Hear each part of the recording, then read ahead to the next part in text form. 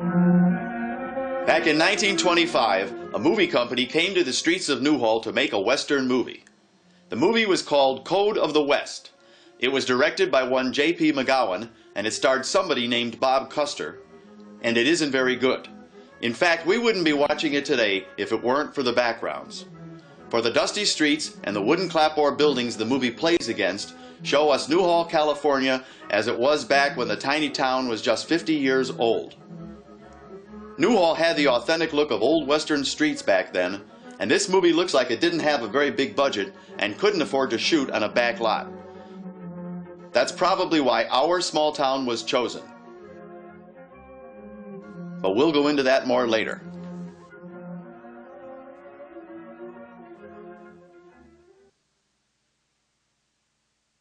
Hello, my name is Philip Scorza.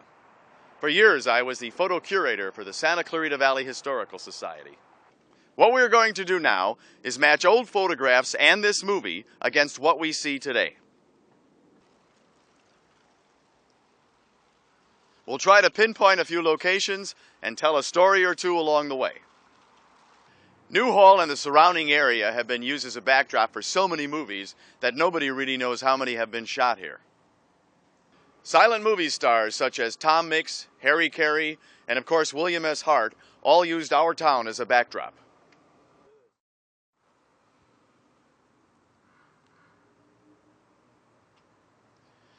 The Western Walk of Fame on Main Street is a testament to the many men and women who have made Western movies in our area.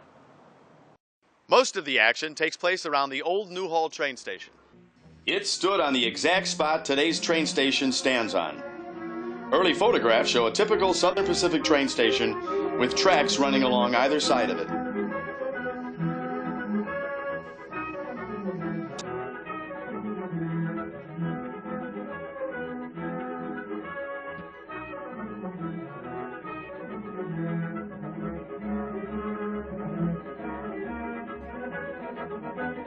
The plot involves the ticket agent who is being duped by the bad guys.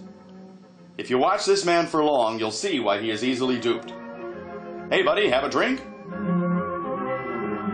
Don't mind if I do.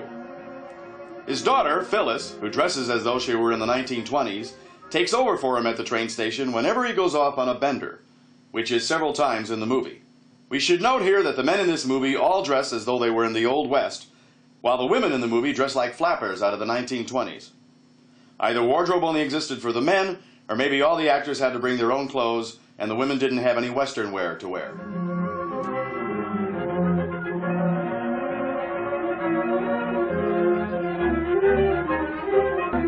Let me lay out the story for you, so you don't waste your time trying to find anything exciting about the plot. Some crooks steal a package from the train station, whilst the agent takes a snort with another crook. After they pass the stolen package around on Main Street, the clever guys put in an insurance claim for it. Only the sheriff won't okay payment because he's waiting for Jack Hartley to arrive. Along comes Jack Hartley, played by Bob Custer. It turns out he's the railroad bull sent to investigate the claim. Bob Custer's acting style consists of staring as if he were dumbfounded for a long time before speaking. Every line is important and he wants you to know it. When he fights, which is often in this film, his hat never gets knocked off and he never gets winded. He clearly has nothing to fear, for he's read the script and knows he doesn't get hurt. Anyway, to get back to the movie, one building besides the train station that we see a lot of is the old Gifford House. The house sat across the tracks from the station for one very good reason. John Gifford was the first station agent in Newhall for the Southern Pacific Railroad. Their house had to be close for convenience sake. Mrs. Gifford lived into the late 1940s and was one of the last pioneers of our town. Their house sat where the community center is today.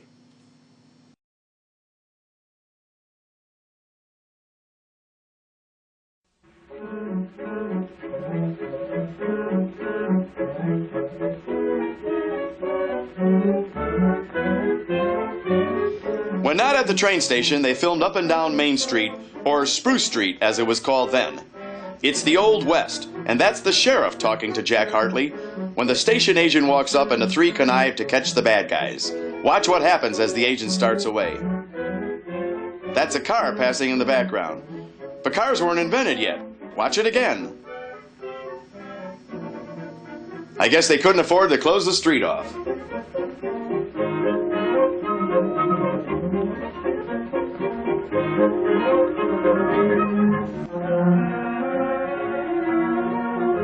This scene of the train arriving is looking north up the tracks.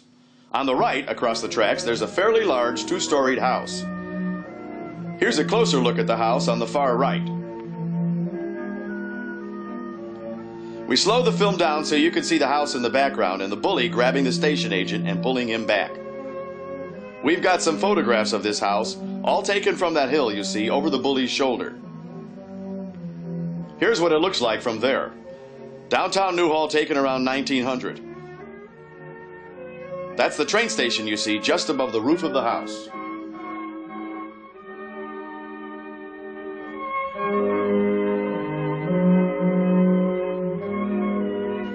Meanwhile, the station agent is sucking on a bottle over at the local dance hall. We don't know where these shots were taken, but since the budget was next to nothing, we have to figure the makers of this film never would pop for a studio rental, so it had to have been done somewhere around these parts. Other than the sweet little round-faced daughter back at the station, the only other women we see in the film are seen in the bar. Again, they dress like the 1920s.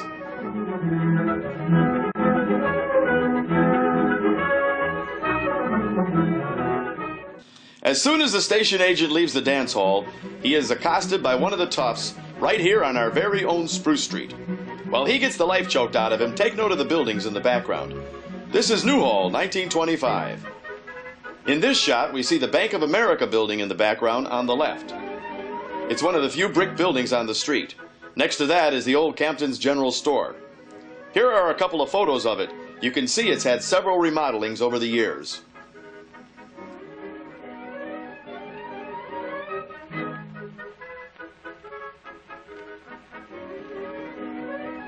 And this is what it looks like today on the corner of 8th and Main Street.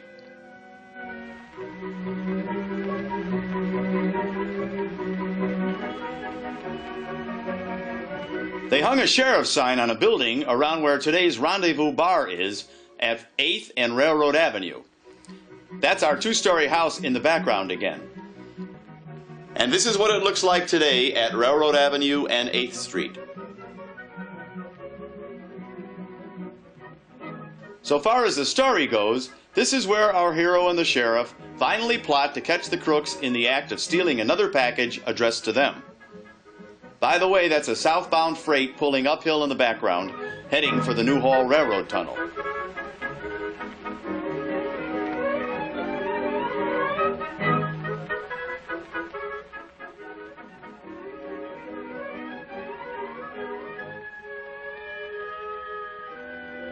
This being a cheapy production, they found a typical Newhall house for their interiors. This room is used a couple of times in the movie, but has different locations. Here it's a bedroom, here it's a living room. Watch it again. First it's a bedroom, then it's a living room. It was shot somewhere in Newhall and shows the typical clapboard house, which was cheap and popular back then. By the way, I call this the duel of the hat scene, and the bad guy wins. Like my hat? Wait till you see mine. I've got more gallons than you do, smart aleck.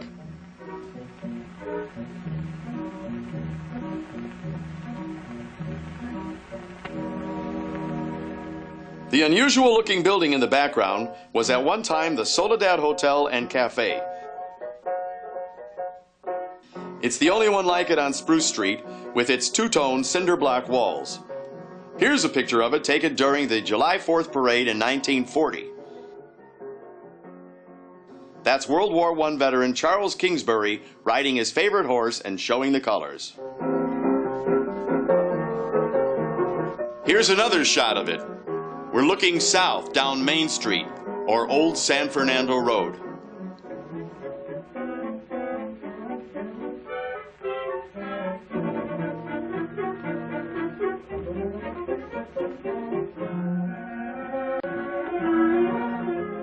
Back at the train station, the agent is once again getting the stuffing shook out of him by the same tough from Spruce Street. You'd think the agent would start to run whenever he sees this guy coming. Hey, you big bully, leave that little bully alone. Our hero spots what's happening and decides to interfere. Anyway, Jack gives the bully a good shellacking, and the bully ends up looking like he's about to cry.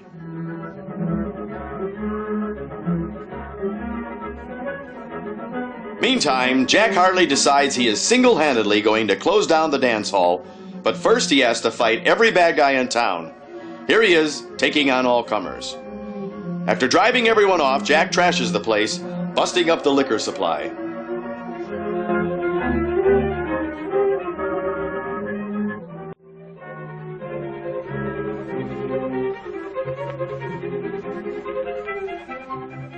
At long last, or maybe it just seems that way, Jack Hartley catches the crooks in the act. He and the sheriff take on all three at the same time and handle them easily, or so it seems from where I sit.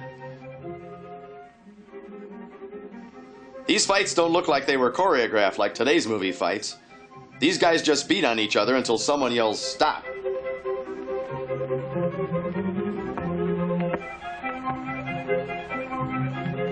Everyone forgives or forgets the fact that Dad was a dupe and a drunk.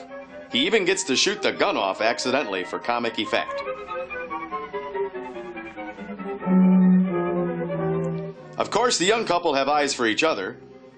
The final kiss means that Jack and the agent's daughter either end up happily ever after, or that every time this man passes through town he's got a squeeze.